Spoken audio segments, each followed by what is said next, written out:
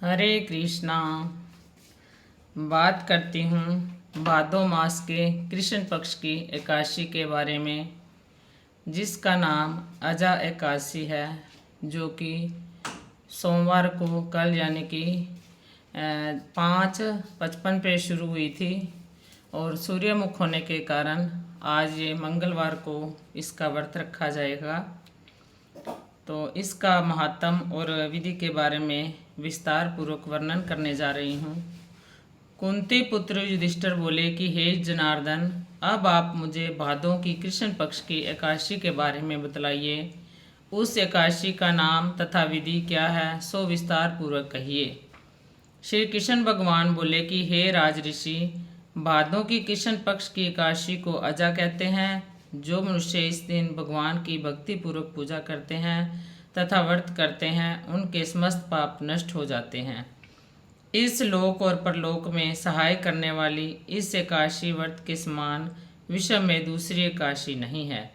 इस एकादशी की कथा इस प्रकार है। प्राचीन काल में एक चक्रवर्ती राजा हरिश्चंद्र राज्य करता था। वह अत्यंत वीर प्रतापी तथा सत्यवादी था। उसने किसी अज्ञात कर्म अथवा प्रतिज्ञा से राज्य को त्याग दिया और अपनी स्त्री तथा पुत्र को बेच डाला।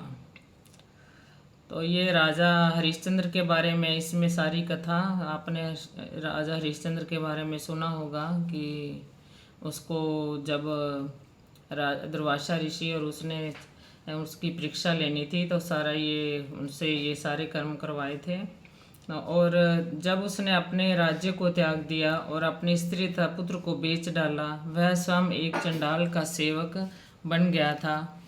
उसने इस चंडाल के यहाँ कफन लेने का काम किया, परंतु उसने इस पति के काम में सत्य को न छोड़ा। जब इस प्रकार रहते हुए उनको बहुत वर्ष हो गए, तो उसे अपने इस नीच कर्म पर बड़ा दुख हुआ और इससे मुक्त होने का उपाय खोजने लगा। वह उस जगह सदैव इसी चिंता में लगा रहता कि मैं क्या करूं। एक समय जबकि वह चिंता कर रहा था, गौतम ऋषि आए। राजा ने उन्हें देखकर प्रणाम किया और अपने दुख की कथा सुनाने लगे। महर्षि गौतम राजा के दुख से पूर्ण वाक्यों को सुनकर अत्यंत दुखी हुए और राजा से बोले कि हे राजन, भादों के कृष्ण पक्ष से अजा एकादशी होती है। एकादशी का विधि पूर्वक व्रत करो तथा रात्रि जागरण करो, इससे तुम्हारे समस्त पाप नष्ट हो जाएंगे। गौतम ऋषि राजा से इस प्रकार कहकर अंतर्ध्यान हो गए। हे राजन, यह सब अजा एकादशी के व्रत का प्रभाव था। जो मनुष्य इस व्रत को विधि पूर्वक करते हैं तथा रात्रि जागरण करते हैं, उनके समस्त पाप नष्ट हो जाते हैं और अंत समय स्वर्ग को जाते हैं। इस एकादशी की कथा के श्रवण मात्र से ही अश्वमेघ यज्ञ का फल मिलता है। इति एकादशी महत्तम। बहुत एकादशी महात्म की जय। बोल बांके बिहारी लाल की जय। कर्पूर गौरम करुणावतारम संसार सागरम भुजगेंद्रहारम सदा वसंतम हृदयारविंदे भवं भवानी सहितं नमामि। तमेव माता च पिता तमेव बन्धुश्च सखा त्वमेव विद्या द्रविणं तमेव सर्वं मम देव।